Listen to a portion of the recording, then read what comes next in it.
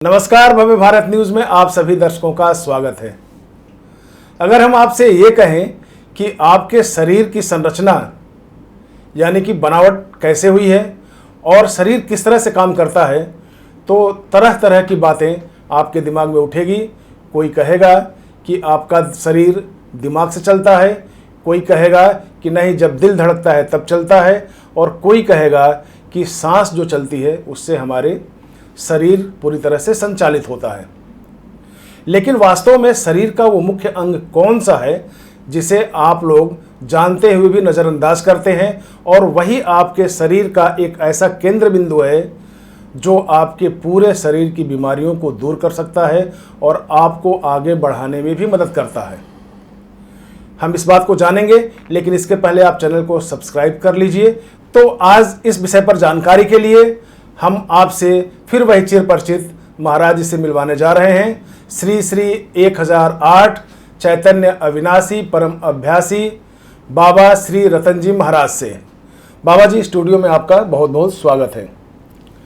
बाबा जी, जो शरीर की रचना हुई है, पूरा विज्ञान इसको बता चुका है कि शरीर में 206 हड्डियां होती हैं, इतने मांसपेशियां होती हैं, ये सब सारी चीज़ें होती हैं, दिमाग में इतने चीज़ें होती हैं, और हमारा शरीर कैसे काम करता है। लेकिन आज एक पहले वाली वीडियो में आपने कहा था कि हम कुछ ऐसी चीज़ें बनाने वाले हैं जो पूरी शरीर की संरचना को ठीक करने वाला है। वो किस संरचना की आप बात कर रहे थे और वो है क्या शरीर में हमारे शरीर का जो मुख्य स्रोत है बनाने का, वो है हमारा नाभि।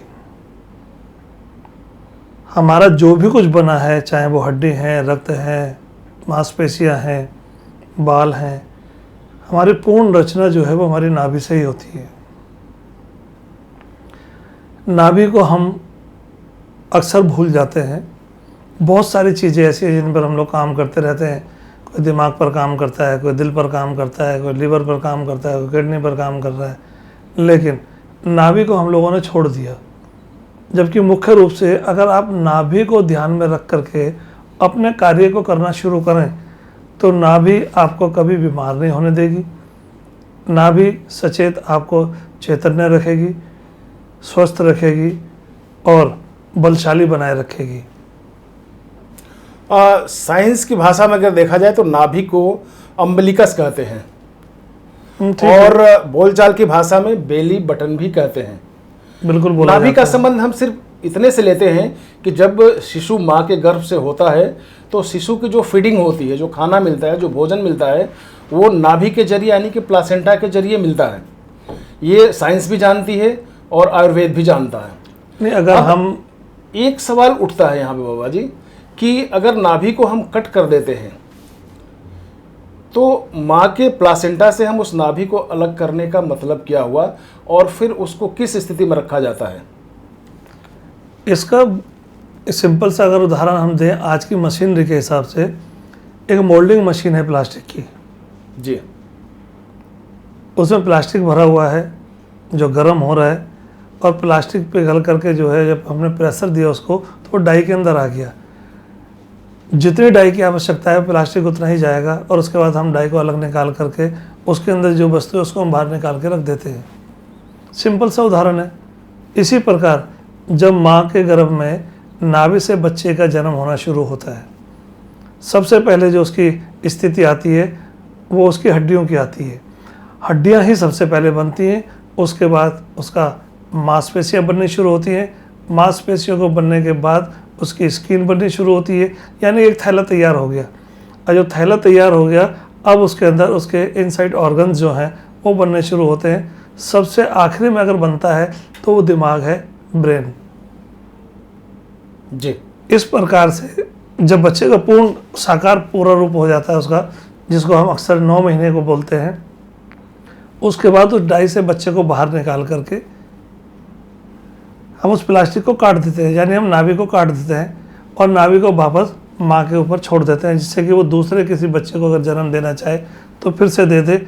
और वो जो कटा हुआ हिस्सा है वो कभी मरता नहीं है। कटा हुआ हिस्सा जो है बच्चे का वो कभी मरता नहीं है। वो 24 घंटे निरंतर, जब तक वो व्यक्ति जीवित है तब तक कार्य करता है। बाबा जी, जैसा कि एक इंसान का शरीर बन गया, खाने पीने की उसकी व्यवस्था हो गई, इतने हमारे साइंस एडवांस हो गया, इसमें सारे शरीर की बीमारियों को दूर करने के लिए तरह तरह की मशीनें आ गई।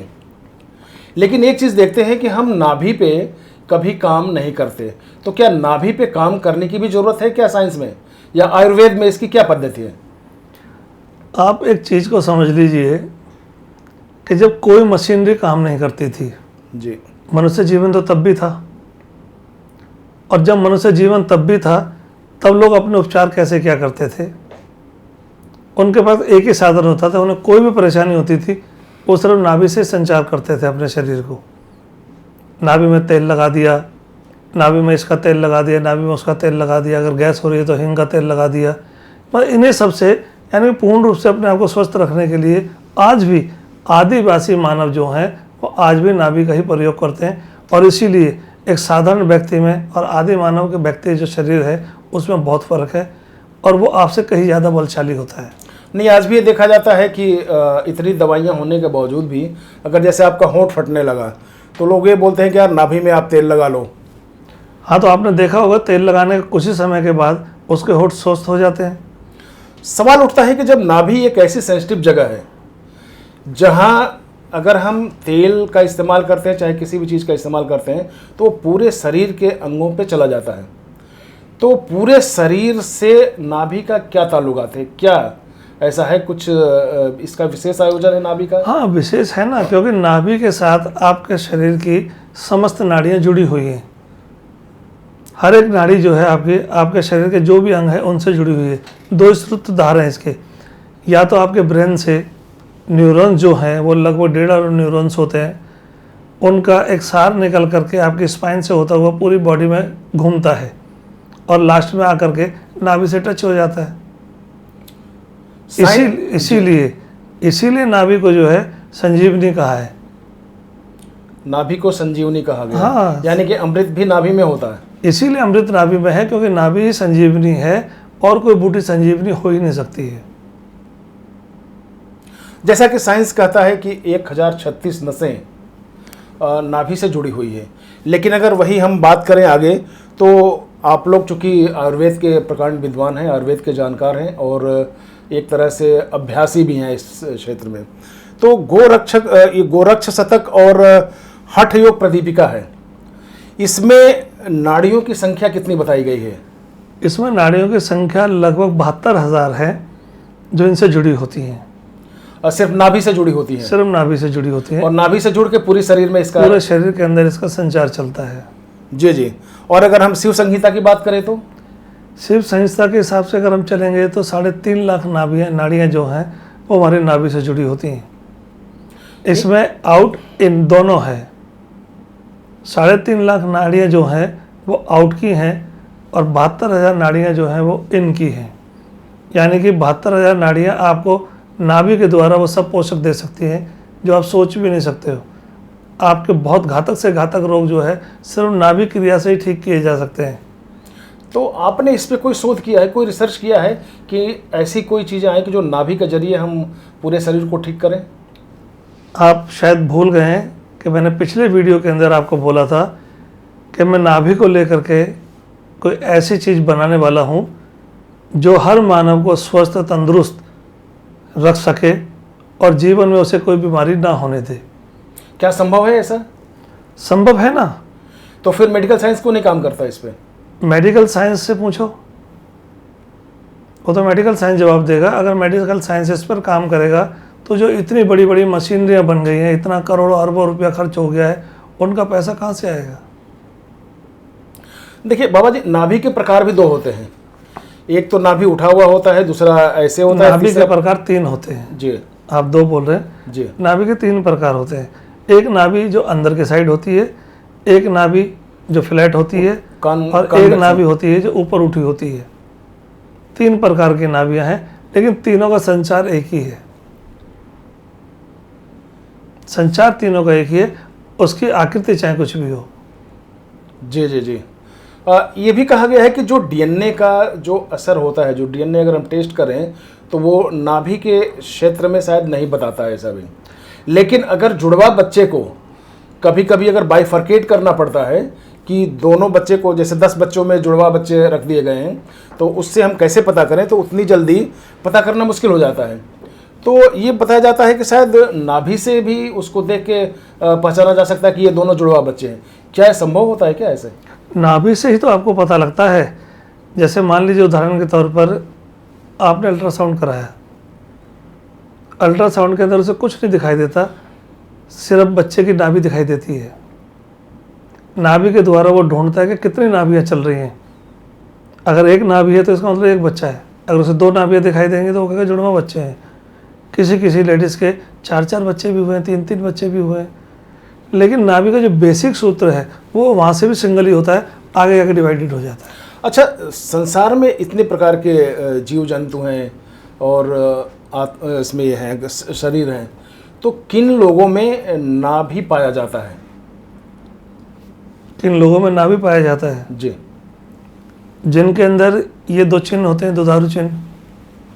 अच्छा, जो मतलब दूध देने वाले जानवर होते हैं, या दूध देने वाले जानवर इंसान हैं, या हम इंसान हैं, या पशु वगैरह हैं, जो भी हैं, उनमें एक सेंटर पॉइंट पाया जाता है। उनमें एक सेंटर पॉइंट होगा ही होगा। वही हमारा जोड़ है। हमारे पूरे शरीर में, हमारा शरीर जितना मर्जी बड़ा हो जाए, चाहे वो हाथी हो, डायनासोर हो, या फिर छोटा सा चूहा हो या चूहिया हो, उन सब का एक ही वो है कि नाभि से कटने के बाद ही अलग आते हैं वो, और उसके बाद भी वो जीवित रहते हैं, क्योंकि नाभि अपना संचालन शुरू कर देती है उसी समय से। बीच में हमारी बात रह गई थी कि आप शोध कर रहे हैं और उस पर कुछ आपने समाज को देने की कोशिश की है, वो क्या चीज़ है? वो मैंने एक प्रोडक्ट बनाया है नाभि संजीवनी के नाम से। नाभि संजीवनी? हाँ जी जी जी। मैं आपको दिखा देता हूँ। ये प्रोडक्ट है नाभि संजीवनी के नाम से, जिसमें मैंने स्पेशल लिखा है कि 72,000 नाड़ियों पर यह कार्य कर रही है। मतलब शरीर के 72,000 नाड़ियाँ नाभि से जुड़ी हैं? नाभि से जुड़ी हैं, जिसको ये संचालित करेगी, जो आपकी हर एक्टिविटी पर काम करेगी। इसके फायदे बहुत हैं जी, नुकसान कहीं कोई नहीं है।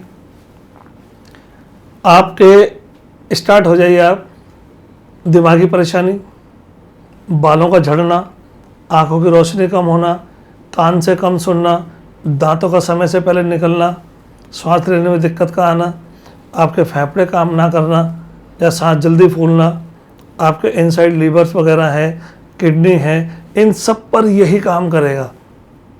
इवन घातक रोगों में भी, किसी ने बोल दिया कि हमारी अगर किडनी डैमेज हो रही है तो हम क्या करें, इसी का इस्तेमाल करो। घातक रोग हो या साधारण रोग हो, या फिर आप बिल्कुल स्वस्थ व्यक्ति अपने आप को मानते हैं, तो भी इसका उपयोग आपके लिए बहुत ज़रूरी है। आपने प्राचीन से सुनते आ रहे होंगे आप कि मान लीजिए आपके पेट में बहुत तेज दर्द है, तो अक्सर आपकी नानी दादी ने ये कहा होगा, अरे कुछ नहीं करना, थोड़ा सा हींग घोल करके ना चम्मच के अंदर उसका पानी नाभि पर लगा दो। जी जी। तो इसका मतलब ये कि आपके पेट का दर्द भी सीधा सिद्धांत नाभि से जुड़ा हुआ है। बिल्कुल ठीक है। किसी ने कहा ये बहुत ज़्यादा उल्टियाँ हो रही हैं, ठीक है, उल्टी हो रही है, कोई बात नहीं है, आप एक काम करो, थोड़ी सी अजवाइन ले करके जो है ना, इसको नाभि पे रख दो गीला करके, उल्टियाँ बंद हो जाएंगी। तो ये सब क्यों होता था? किसी भी बात के लिए आपकी नाभि, किसी भी बात के लिए आपकी नाभि। किसी ने कभी ये तो कहा नहीं कि आपके कान में कोई डाल दो, या आपकी आँख में कोई डाल दो, या आपकी नाक में कोई डाल दो, नहीं। सिर्फ एक केंद्र था जो हमारे पूर्वज जानते थे, जो हमारे ऋषि मुनि जानते थे।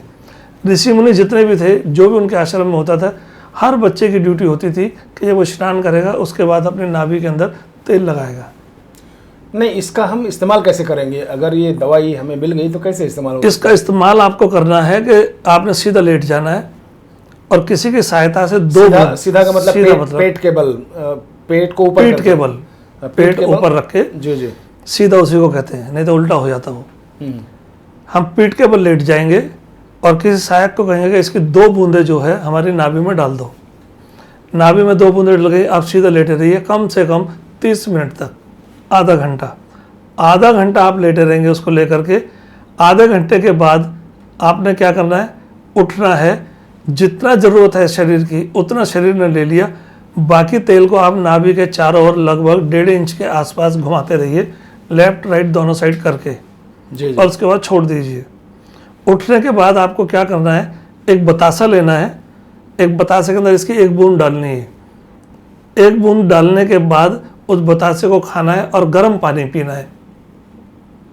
और जिनको शुगर हुआ वो बतासा कैसे खाएंगे? बतासा जिस प्रतिक्रिया से बनता है उसमें फिटकरी डलती है, फिटकरी शुगर को मार देती है, इसलिए बतासे के अंदर शुगर नहीं बढ़ता कभी भी। अच्छा। हाँ, क्योंकि अगर किसी चीज़ का उपचार निकाला गया है, किसी के साथ उसको मैच किया है, तो इन सारी बातों को सोचा भी गया है। जो लोग बतासा बनाना जानते हैं वो चीनी के साथ जब बतासे को बनाना शुरू करते हैं तो उसमें फिटकरी डालते हैं, फिटकरी उसके सत्व को मार देती है। तो आपका कहने का मतलब यह है कि जो शुगर के भी पेशेंट हैं उनके लिए भी ये यूज़फुल होगा? शुगर के पेशेंट हैं, किडनी के पेशेंट हैं, हार्ट पेशेंट हैं, हेयर फॉलिंग हो रही है या उल्टियाँ लगी हुई हैं, या मतलब और भी महिलाओं को कुछ बीमारियां ऐसी होती हैं जो महिला कभी आपसे शेयर नहीं करती हैं, उनको भी होने वाली और जो हो चुकी हैं वो भी, सब कुछ क्लियर कर देने का काम सिर्फ एक ये दवाई करेगी, इसका नाम है नाभि संजीवनी। आपकी ये जो नाभि संजीवनी है ये तो साइंस को यानी कि मेडिकल साइंस को खुला खुला चैलेंज हम कहें तो कैसा रहेगा? नहीं, मैं थोड़े कर रहा हूँ चैलेंज, चैलेंज तो सदियों से चला रहा है, मेडिकल साइंस को कोई जानता भी नहीं था। तो इसका मतलब इसको अभी तक विलुप्त रखा गया है, ऐसी चीज़ें आने नहीं दी गई? आने नहीं दी गई, या फिर हमने विश्वास करना बंद कर दिया। हम लोग मॉडर्न साइंस की तरफ चले गए, हम लोग इन सारी चीज़ों को भूल गए। मॉडर्न साइंस में तो तुरंत असर दिखता है ना?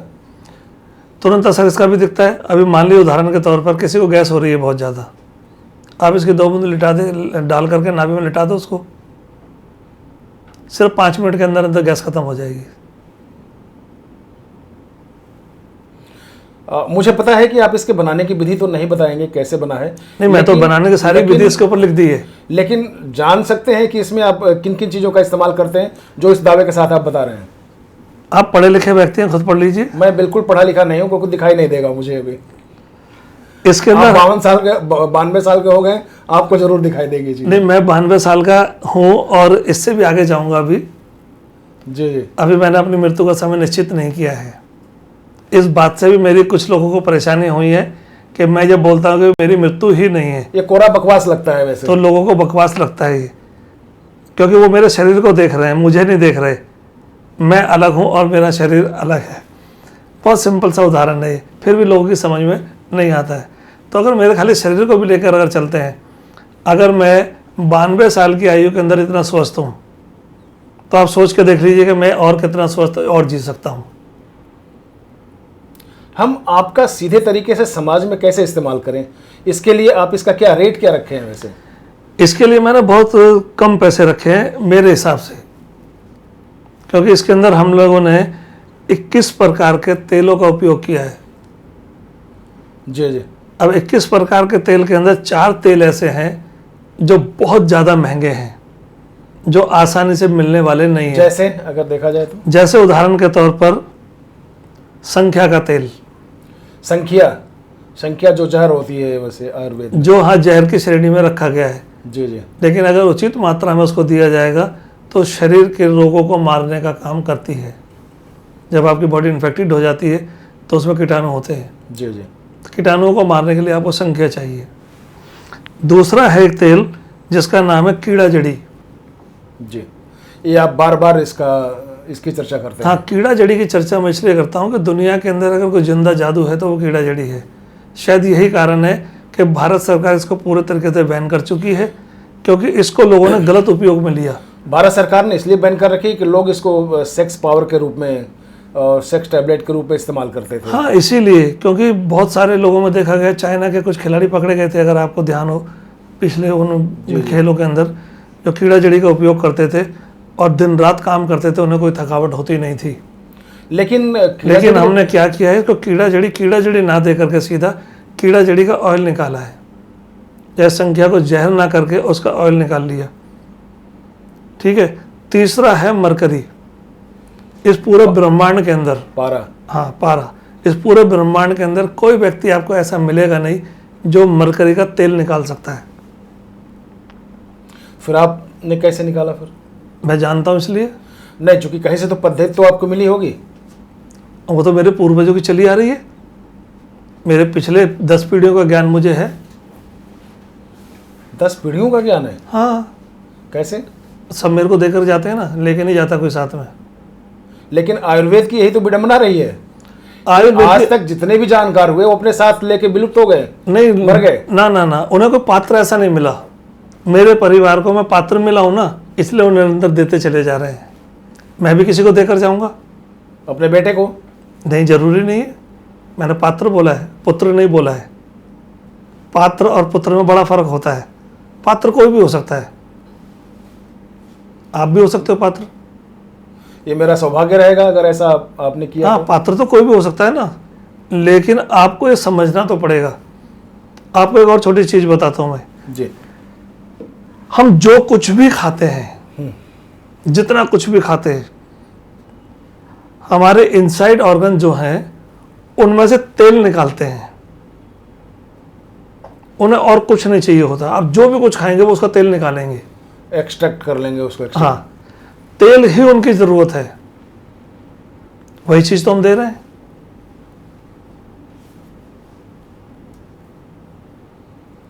लेकिन इसका ज्ञान कितने लोगों का है?